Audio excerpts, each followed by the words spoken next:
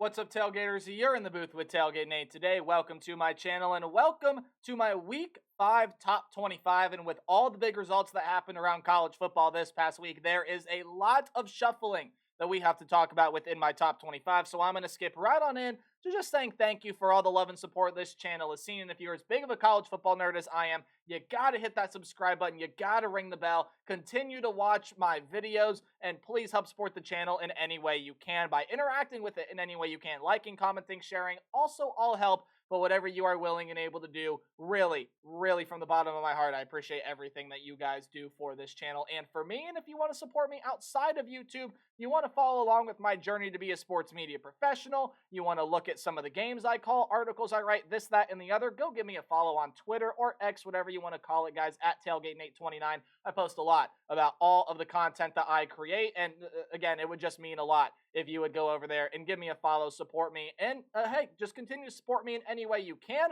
But without further ado, we're not going to waste any more time. Let's quickly dive on in to my honorable mention list. We do have a couple new teams here on the honorable mention list that haven't seen it before, or I should say, there are two new teams up here, but a couple teams that did drop out of my poll from last week are Syracuse, who lost to Stanford. Syracuse has got to get some things figured out there, and then Nebraska, of course. They lost a heartbreaker to the Illinois Fighting Illini, and even though I think that Washington State right now might be number 26 on this list, I think Nebraska would be 27, and then I think Arizona right there at 28, Indiana at 29, so on and so forth. But all these teams you see here, again, you have Indiana, Nebraska, and even Iowa can still break back on in to my top 25 poll. Still got some group of 5 teams here to show some love. UNLV and Liberty have been some mainstays over the past couple of weeks. And welcome to the club, James Madison. Again, people not really paying attention to the James Madison Dukes, myself included. I apologize, James Madison. I apologize, but they are here on my honorable mention list. Now, how about Pitt, man? Pitt is looking really good. They are undefeated right now. They're going to be on my honorable mention list real close to breaking on into that top 25. Of course, I've already mentioned Arizona. One team I don't think I have mentioned is Boston College. Still sits down there. They picked up a real close win over the Michigan State Spartans. And again, most notably earlier this season, went toe-to-toe with the Missouri Tigers. Just ended up coming up short there in that one. But guys, that's really all I got here for my honorable mention list. Again, these are teams that are very close to getting into my top 25. And if one team happens to fall out, well, you could see one of these teams jump on into the poll. But let's go ahead and start out with my number 20, or I should say my top 25 from 25 to 21. And last time I checked, guys, I made this poll and then the AP poll came out and I said, oh, okay, the AP poll liked to copy what I did, or vice versa, whatever you want to say. It doesn't bother me. This is my own personal top 25. But, I mean, look, Boise State, Texas A&M, they're not going to move here. Neither of them played this past week. That is a lie. Boise State did play this past week. They were able to get the pretty easy win there over Portland State, but I've said it all season long. I think Boise State's the best group of 5 team. I ranked them last week, even though they did lose to the, I ranked them a couple weeks ago, I do think, maybe last week, something like that. They've been in my poll for quite some time now. At the very least, these past 2 weeks, they're going to stay where they are here at number 25. Not enough from me to move them up or down. Texas A&M, 1 second. Sorry about that. I had to pause the video because I had to sneeze. But Texas A&M, they did not play this past week. They're coming off a win against Florida this upcoming week. I'll tell you who they got. 1 second. Texas A&M. They get to play Arkansas, which I think, guys, again, going to be a very interesting game. Arkansas, one of the teams that you also could throw there on my honorable mention list. So for the Texas A&M Aggies, you win that game against Arkansas, you could probably move up, but again, bye week for them, no real reason to move them up, move them down, anything of the like. But let's talk about Kansas State. The big thing I want to hammer home with Kansas State is, yes, that secondary still has some questions. Not what lost them the game against the BYU Cougars, though. Special teams, turnovers, and guys, Avery Johnson, quite simply, has just got to get better. And there's a huge game for Kansas State coming up this week when they have to play the Oklahoma State Cowboys. The team that loses that one probably going to end up dropping out of the rankings, and that is a very vital game because both of those teams are coming off losses. That's a very vital game for both of those teams there to really sort of determine, like, okay, who can stay alive in the Big 12 race, who maybe has to do a little bit more work to try to get into that Big 12 championship game. But again, guys, for Kansas State, I mean, it starts with Avery Johnson. You need more production from him. he has got to step up and start playing a whole lot better. This was a BYU team that overall, the pass game averaged 7.1, or I should say 9.9 yards per reception, 7.1 yards per throw for Jake Retzlaff. Incompletions are included in that, 3.4 yards per carry. But special teams, turnovers, the play of Avery Johnson has got to get better. Penalties killed Kansas State in this game here as well. Just seemed like everything that went wrong did go wrong. And look at who you see ranked here. I definitely severely underestimated BYU. There are a lot of questions for me coming into the season, but I guess one thing you got to learn about the BYU Cougars, you never doubt them. You never put them as sort of the team like, I'm not really sure, right? And you underrate BYU. Big mistake, guys. BYU is going to be a very exciting team this season. I think they're definitely going to be able to make a push here if they continue to play the way that they are towards a Big 12 Conference Championship game. And then you sit Oklahoma here at number 21. They fell 5 spots from my place in last week's poll. Jackson Arnold got benched. You heard Brent Venables say they're going to sort of reevaluate their quarterback situation. And just overall, guys, Oklahoma, for, again, as shaky as Tennessee looked, and yes, that was not one of the better performances that Tennessee had, but the offense was clicking. The defense is really, really good. This is an Oklahoma team that stepped up, made some really good defensive plays, but overall, again, guys, offensively, they were just slow. They couldn't get anything going. Jackson Arnold had to hit the bench for them to start finding some consistent offensive success. It's just a really messy situation in Norman right now. It's something that they definitely are going to hope gets fixed soon. And again, we'll see what the decision is here as Brent Venables continues to reevaluate this quarterback decision. But Oklahoma's got a lot of things to figure out here, man. They fell 5 spots to number 21. And now let's dive on into the top 20, where the Illinois Fighting Illini are sitting here. Now, I did not rank them in last week's poll, and in all honesty, I probably should have. But for the Illinois Fighting Illini, if you didn't watch my weekly takeaway video, guys, Illinois is absolutely, without a shadow of a doubt, going to be one of those teams in the Big Ten this year that can play spoiler. They can do it. Illinois is talented enough. If Luke Altmaier continues to play the way that he's playing, he's really stepped up his game from last season. The Illinois defense is legit after getting that big road win in Lincoln. They're going to look for another one, guys. They got to go on the road to play Penn State. Not going to be an easy game for them whatsoever. But, I mean, we've seen Illinois go on the road and win in Happy Valley before. Go back 2 or 3 years ago, that crazy 9 overtime game.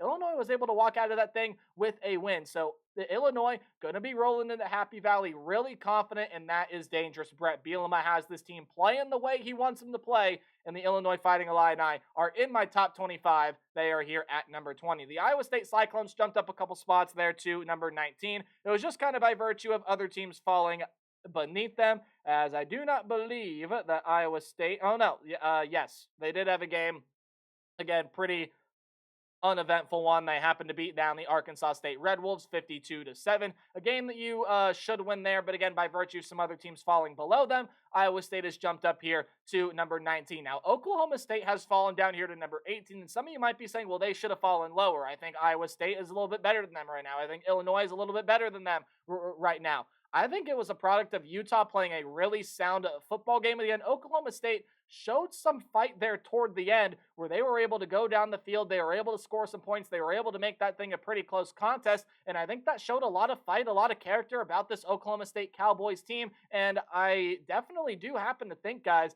that at the end of the day, when you take a look at this Oklahoma State Cowboy team, they're still not going to go anywhere in this Big 12 fray. Again, the one mistake that you can make, one of the biggest mistakes you can make as a college football fan, is doubting a couple of head coaches out there. And one of them is Mike Gundy. You just don't count him out.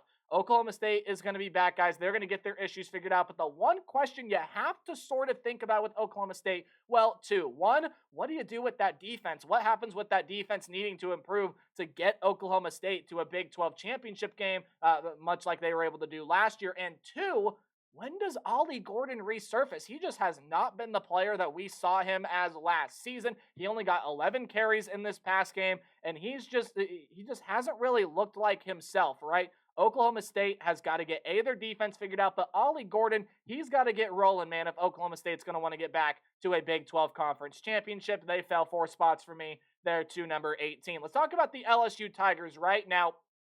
They were on a bye week, but I did happen to drop them 2 spots. There are a couple teams that I'm starting to like a little bit better than the LSU Tigers, and this is no slight to LSU at all. If everything goes right, that can still be a team that makes the college football playoff. Garrett Nussmeier and company still look really, really good. But the thing about LSU, guys, that has led me to drop them here a couple of spots is the fact that Harold Perkins is going to be out for the rest of the season, which I think dramatically hurts LSU's defensive potential, especially because, just take a look at that USC and or just take a look at that game that LSU played against USC in week 1, right? LSU's defense, while it looks better than last season, still has some quirks to really figure out, right? And you just lost your best defensive player and arguably one of the best, if not the best defensive player in the entire country, and your leader in the linebacker room and Harold Perkins. I mean, when you have defensive issues, you need to get things figured out on that side of the ball, and then you lose your best defensive player. It just really hurts this LSU team. But Durham, though, they were able to beat UCLA this past week, and they had a little bit of trouble there with the Bruins, but overall LSU was there pretty comfortably able to get by there towards the end.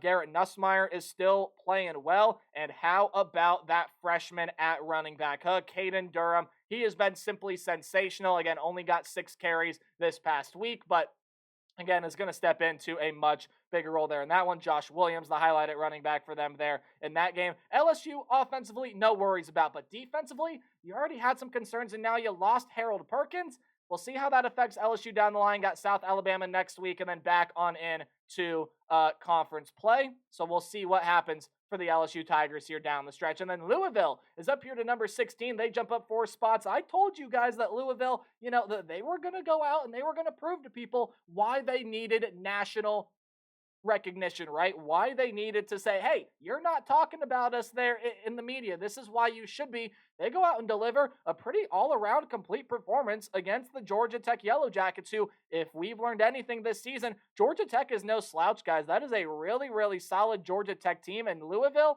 was pretty much able to control them from start to finish. Tyler Shuck, even though he only threw 19 passes, for the most part, looked pretty darn good. 80.2 QBR, not bad at all. Now, this team could not get anything going on the ground, and I give credit to the Georgia Tech defensive front for being able to stifle Louisville in that regard. But Ja'Cory Brooks continuing to do his thing, man. Defensively for the Louisville Cardinals, no sacks, but 7 tackles for loss. They did have a pick there in that game as well. Georgia Tech was able to control the clock, but Louisville's run defense was really pretty darn good. And for the most part, guys, I thought Louisville looked pretty solid. Some things to improve on. I mean, yeah, absolutely. You want to get that third down conversion percentage better. You want to start running the football a little bit better. Maybe Tyler Shuck can make a better decision here and there. But for the most part, guys, Louisville looks good in a huge matchup with a team that I have at number 15 here against the Notre Dame Fighting Irish. Guys, that one is going to be absolutely massive for both of those teams. It's going to give Louisville a lot more national recognition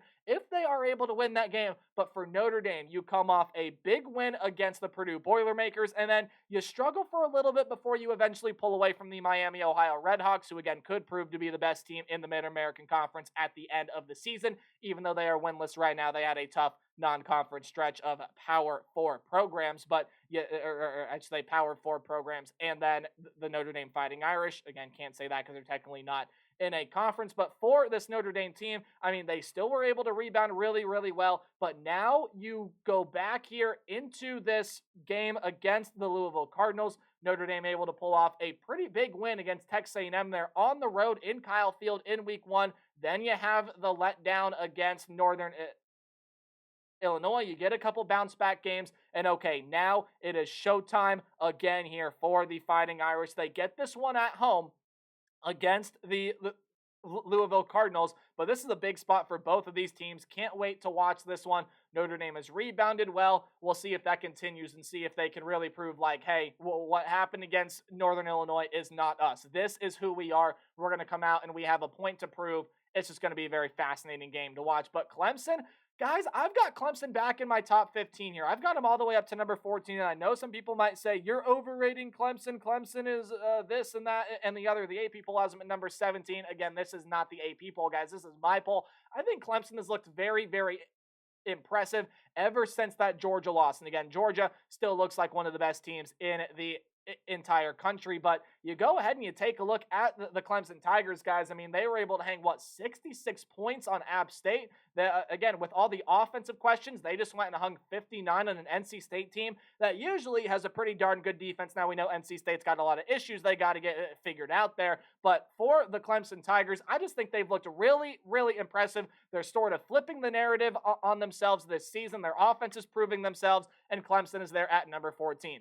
USC, I really don't punish too much for that loss against the Michigan Wolverines because for the most part, I thought USC did a really good job. Michigan controlled, albeit most of that game, but USC was able to come back. Miller Moss in that offense was able to make it close. And, I mean, they had their chances to put that game away against the Michigan Wolverines. But again, like I talked about in my weekly takeaway video, and a big reason why Michigan jumped up from number 18 to number 12 here in my poll this week, Michigan just went out and proved to everybody exactly why they won the national championship last season. They win the line of scrimmage battle. They will run the ball down your throat. They are more physically tough than you, and that's what helped Michigan there win that game. Now, again, I still think Michigan's got to find some more consistent quarterback play, and that is really going to help them down the stretch because you still got Ohio State and Oregon there on that schedule. But especially for the USC Trojans, I mean, a potential letdown game coming up here. They have the Wisconsin Badgers on hand. Definitely a game that I am looking at and saying, watch out for. Again, USC probably still should be able to win it with Tyler Van Dyke out, but you still got Penn State on the schedule. You still got Notre Dame on the schedule. You still have to go on the road to play Minnesota. Not going to be easy. On the road to play Washington, not going to be easy. Even Nebraska coming into town, I don't think it's going to be a pushover for this team either. Not too concerned. Again, the defense is improved. They just got to prove to themselves and prove to the country they can be a little bit more physically tough up front because Michigan, I mean, they controlled the line of scrimmage battle pretty much all game long, both offensively and defensively. The offensive line for USC did not look good either. But again, don't punish them too much. I only dropped them one spot, and I still like USC a lot better than some of the other teams that I have ranked below them. Missouri did drop one spot here as well. And again, I don't really punish them for that Vanderbilt thing. I know some people will. Some people will absolutely light Missouri up for that, say, it's Vanderbilt. Why can't you control the game against Vanderbilt? This, that, and the other. At the end of the day, there's still SEC competition. And even though, yes, objectively, they probably are the worst program in the SEC right now, it's still SEC level competition. But this is a Missouri team that's got to get a lot of things ironed out, especially defensively. And Luther Burden probably's got to get a little bit more involved in a more consistent manner there for this offense. But again, it's more of a product of, I think there was one team that really impressed me that made their jump back into the top 10. I've liked them pretty much all season long, guys. That is the Utah Utes. What a statement there. Without Cam Rising, early word was that he was going to end up playing, and then it became a game time decision, and then he didn't play. So you still go with Isaac Wilson, and I mean, he's just been sensational. Utah's defense has been sensational, and yeah, you let Oklahoma State back into that game, but if you take away those points, guys, it was a 22-3 win on a 100-degree day in Stillwater. That's no small feat. Utah has just proved what I've been saying all season long, guys, all offseason long and even into this season. Utah is the best team in the Big 12 Conference. They just proved it right there, and I'm really liking what I see out of this Utah Utes team right now. Oregon and Penn State did drop one spot each. Oregon, I do believe, had themselves a good old-fashioned bye week. I will confirm that here. And then Penn State, I mean, look, they just went and beat down on Kent State, and Kent State's had a rough couple of weeks here. But for Oregon and Penn State, guys, two teams out of the Big Ten that I still like a whole lot. Maybe you even flip them there. It's not really going to bother me too much. But, guys, I just feel like every single week I watch Miami, I get more and more and more impressed. And Heisman frontrunner Cam Ward is the real deal. Damian Martinez is legit. That Miami defense is punishing. It's time we really start talking about, can Miami be a national title contender? Yeah, absolutely they can be, guys. I think Miami is going to be the best team in the ACC all season long. And I know there was a little hiccup there and a little struggle with South Florida, but at the end of the day, guys, that is a quality group of 5 team that if everything goes right for them, I mean, maybe they could see their way into the college football playoff. I really do believe South Florida is that good, but I also believe Miami is that good, guys. They're going to be competing for a national championship this season. They're going to be one of the best teams in the country week in and week out. Ole Miss did drop here one spot to number 6, but again, not really punishing Ole Miss for that at all. I mean, you're able to beat down Georgia Southern this week, and Jackson Dart has, again, much like Cam Ward, looked like one of the best quarterbacks in the nation up to this point. But again, guys, there's just one team that has impressed me a whole ton, and it even has forced Alabama to drop one spot here this week, right? And again, it's no slight to Bama. They had a bye and off week, but the Tennessee Volunteers, guys, I'm telling you, if you don't believe it, you need to start. Tennessee is a real national championship contender. Nico Iamaleava is one of the biggest difference makers in college football. He's got some of the best weapons across the entire country. That defense, guys, is legit. They showed that against the Oklahoma Sooners. They only got 1.1 yards per carry, did the Sooner offense, guys. That is how ridiculous Tennessee is playing defensively right now. This is a top 5 team in the country. This is the top team in the country. And dare I say, you have Georgia on the schedule, I believe. I'm going to fact check that here really quick, but I know you got Alabama on the schedule. I do believe Tennessee does happen to avoid Texas, though, which is definitely a huge big break for them. But, I mean, you just go ahead and take a look here. I'm trying to pull up Tennessee's schedule. 1 second. They have a bye week before they have to go on the road and play Arkansas. I don't think that's going to be an easy game. They do have to play Georgia in November, so I was right with that. But, I mean, you got that road game against Arkansas. You have Bama. You have Georgia. But other than that, guys, most of their games here on the schedule, or I should say every other game on the schedule, is going to be very winnable for them. Even that road game against the Arkansas Razorbacks. I see Tennessee making a good run to the college football playoff. I think they can push Georgia. I think they can push Bama. Tennessee, guys, you need to start believing. That team is legit. They're going to make a legit push for a national championship. I can't wait to watch Tennessee the rest of this season. Again, they get a much-deserved bye week after the win on the road in Norman there in week 4. Again, Texas, Ohio State, Georgia. Georgia had a bye week, not going to drop them there. Ohio State beat down Marshall, and Texas and Arch Manning's first start beat down University of Louisiana Monroe. Now, Georgia, huge one coming up this week against the Alabama Crimson Tide. Ohio State gets their first road test. They go on the road to play Michigan State. And for the Texas Longhorns, this upcoming week, I mean, they get a bad Mississippi State team at home. So Ohio State gets an interesting road test against Michigan State. We'll see how that one goes for them. But, I mean, that team is playing lights out right now. The team in Columbus, Ohio. We're going to learn a lot about both Georgia and Bama coming up here because that is by far and away the biggest game of the week. And it's one of, if not at the end of the day, going to end up being the biggest game of the college football season. And then, of course, you have Texas there as well, who I don't think is going to have a real true test until week 7, which is the Oklahoma game. And again, I wouldn't discount Oklahoma. That team, if they figure everything out, can still be a pretty solid team there. But I mean, really, whatever way you want to order, even these top 4 teams, I could absolutely see a case for making Tennessee the number 1 team in the country right now, and I would not bat an eye at that at all. But I do believe these are the 5 best teams in the country, even best 6 or 7 when you go down there into my top 10 a little bit. But there you go, guys. That is my top 25 for this week. I want to know what you guys think in the comment section below. And please give me your top 25. And as always, remember to play hard but tailgate harder. And I'll see all you guys in the next video. Goodbye.